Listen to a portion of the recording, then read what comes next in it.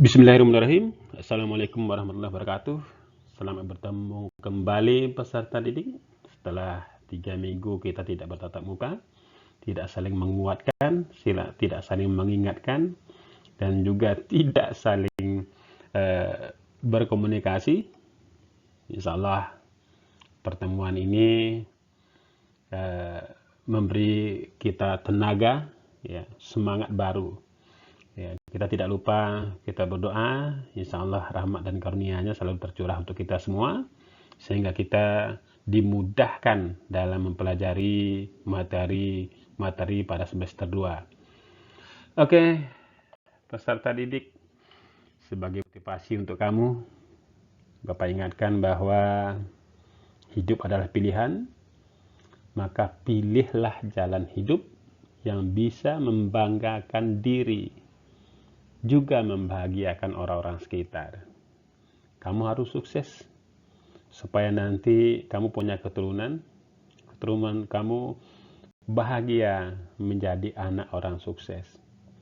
Kamu harus hebat sehingga orang tua kamu dan keturunanmu bahagia punya orang tua yang hebat.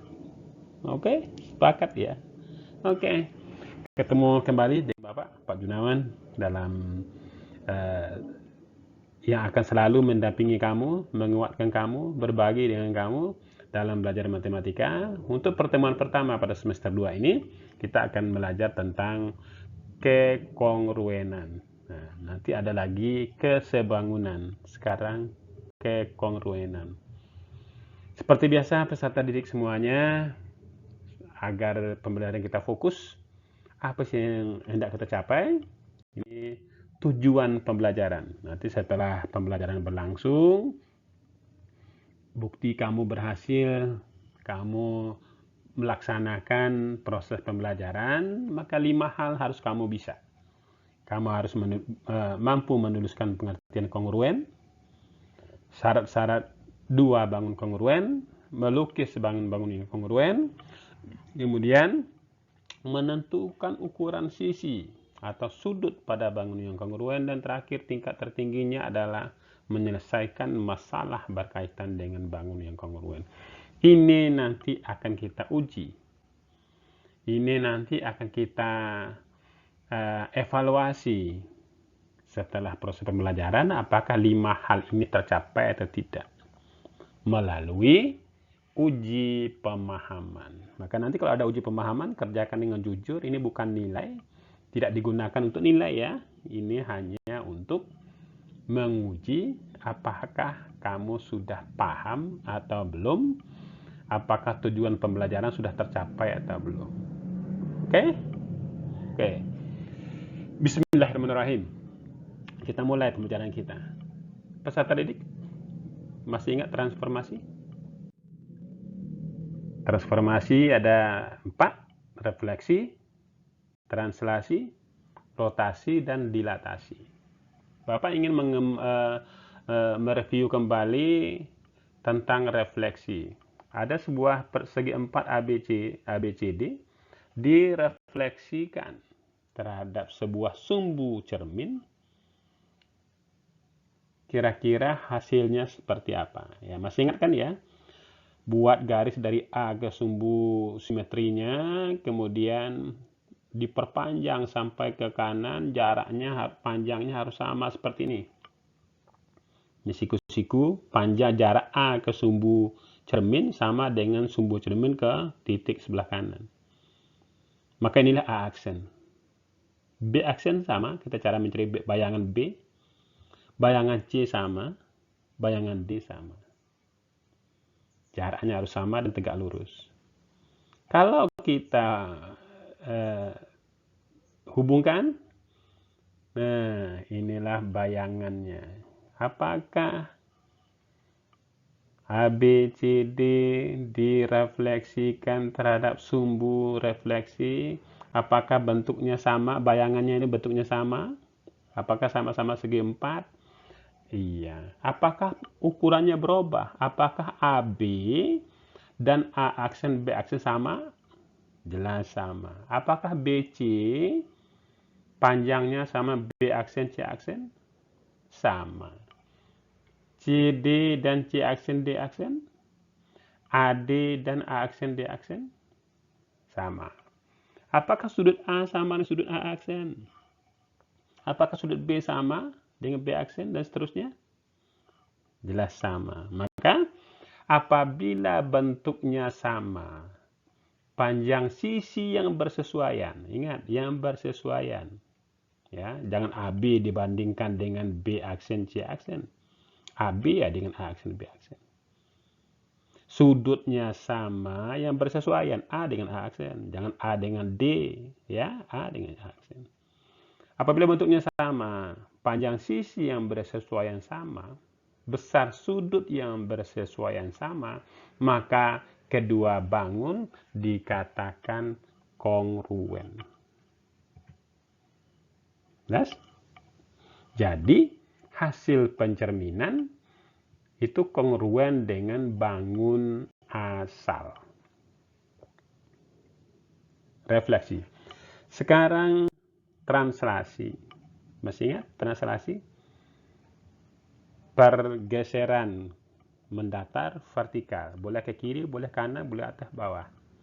Sekarang kita mau translasikan segi 4 ABCD arah kakak ke kanan dan ke atas, dan harus sama jaraknya ya. Nih, geser ke kanan, ke atas, ini A aksen. B sama, geser ke kanan, arahnya sama, jaraknya juga sama, dapat B aksen. C geser ke kanan, ke atas, C aksen. D,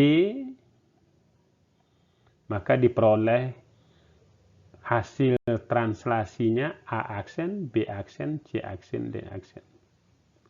Apakah panjang AB dengan A aksen, B aksen sama? B, C, dan B aksen sama? Jelas, dari ini kan hanya bergeser. Bentuknya sama, ukuran sisinya sama, sudut yang bersesuaian sama besar. Maka hasil translasi dengan asalnya juga saling kongruen, sama bentuknya, sama ukurannya. Paham? Yang ketiga, bagaimana rotasi? Masih ingat ya? Kita mau merotasi segitiga ABC dengan pusat ini dan searah putaran jarum jam. Gimana caranya, masih ingat? Hubungkan A dengan titik pusat rotasi, buat sudut 90 derajat, inilah A aksen. B aksen sama, B aksen buat sudut 90 derajat, ini harus sama ya. Kemudian C sama, lalu kita hubungkan, inilah hasil rotasinya. Kira-kira bentuknya sama-sama segitiga ya kan? AB dan A aksen, B aksen sama panjangnya. Sudut A dengan sudut A aksen sama. Maka apabila bentuknya sama, sisi bersesuaian sama panjang, sudut bersesuaian sama besar, maka kita boleh menyimpulkan bahwa segitiga ABC dan segitiga A aksen, B aksen, C aksen adalah saling kongruen. Dilatasi bagaimana? Nah, dilatasi nanti kita bahas saat belajar kesebangunan. Jadi 3 transformasi menghasilkan bangun yang kongruen dengan bangun semula. Kira-kira bisa ngambil kesimpulan apakah itu kongruen? Nah, 2 bangun dikatakan kongruen jika 2 bangun tersebut mempunyai bentuk dan ukuran yang sama. Maka segi 4 tidak mungkin kongruen dengan segi 5 ya. Sama-sama segi 4 juga belum tentu kongruen. Lihat dulu ukurannya. Apakah sisi yang bersesuaian sama panjang dan sudut-sudut bersesuaian sama besar. Kalau iya, maka kita bisa simpulkan bahwa dua bangun itu kongruen. Kongruen dilambangkan dengan tanda ini. Ada sama dengan, ada lengkung. Sama dengan, kalau lengkung yang di atas tanda sama dengan namanya sebangun. Jadi, kongruen itu juga boleh disebut dengan sama dan sebangun. Lanjut. Oke. Nah, contoh. ABCD dan PQRS sebangun nggak? Apakah sama-sama persegi panjang? Iya. Apakah yang panjang nih, AB yang panjang nih? AB dan PS sama panjang. AD dan RS sama panjang. Sudutnya jelas sama. Sama bentuknya, sama ukurannya, maka bangun ini adalah kongruen. Walaupun posisi AB yang panjang ini mendatar, PS-nya nggak ada masalah. Ya, berarti AB bersesuaian dengan PS gitu ya. Yang panjang dengan yang panjang, yang pendek dengan yang pendek. Contoh 2. Sama-sama segi 4. AD sama dengan PS, tapi AB tidak sama. Sudut sama. Sudut A dengan sudut P sama, B dengan Q sama. Apakah kongruen? Tidak. Kenapa? AB yang panjang pada ABCD tidak sama dengan yang panjang pada PQRS. Walaupun yang pendeknya sama. Maka ABCD tidak kongruen dengan PQRS. Ya, jadi sama-sama segi 4 belum tentu kongruen. Ya. Jelas? Berikut. Ini kongruen nggak? Sama-sama segi 4, ABCD, PQRS. Sisi sama, AB dengan PQ 2. Ya, ini karena ini jajar belah ketupat. BC, QR sama. Tapi sudutnya tidak sama. A 90 derajat. P nggak tahu nih berapa, lebih tidak 90 derajat. Walaupun bentuknya sama, panjang sisinya sama, tetapi sudutnya tidak sama. Maka dikatakan bangun itu tidak saling kongruen. Gimana? Jelas ya? Makin paham ya? Nah, kita lihat contoh terakhir. Ini udah dikasih tahu, dalam soal sudah diberitahu. ABCD kongruen dengan PQRS. Dalam soal sudah diberitahu nih, baru tentukan keliling trapesium ABCD. Tapi kalau dia kongruen tentu kelilingnya sama ya. Keliling ABCD dengan PQRS sama saja. 3AD. AD ini bersesuaian dengan apa? Lihat gambar. AD tentu bersesuaian dengan RS. Lihat gambarnya. AB, pada AB ini ada dua sisi yang tegak lurus, AD dan BC. Berarti AB dengan PS bersesuaian. BC, ya, BC, PQ. Nah, yang miring nih, CD dengan QR. Bagaimana kita menyelesaikan soal ini?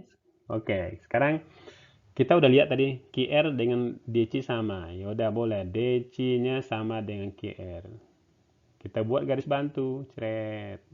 Ini garis bantu. AB dengan DE sama 4. CE kita gunakan Pitagoras. Ya, maka diperoleh CE-nya adalah 3. Pitagoras ingat nih. Sisi miring kuadrat. Sisi miring kuadrat sama dengan jumlah kuadrat sisi yang lain. Atau CE sama dengan CD kuadrat kurang DE kuadrat. Jadi CE dapat 3. Jadi AD 3, BE 3, CE 3, BC-nya 6. Berarti keliling ABCD, AB tambah BC tambah CD tambah AD. 4 ditambah 6 tambah 5 tambah 3. sama dengan 18 cm. Inilah panjang keliling ABCD. Nah, garis bantu ini dipahami. Bapak rasa gampang ya? Kamu bisa paham mudah-mudahan. Kalau tidak bisa, masih ada yang ragu, silakan bertanya. Kalau perlu ingat ketua kelas. Kalau ada 10 orang yang mau meeting dengan Bapak, silakan dijadwalkan. Nanti Bapak siap setiap saat untuk mendampingi kamu menaklukkan matematika.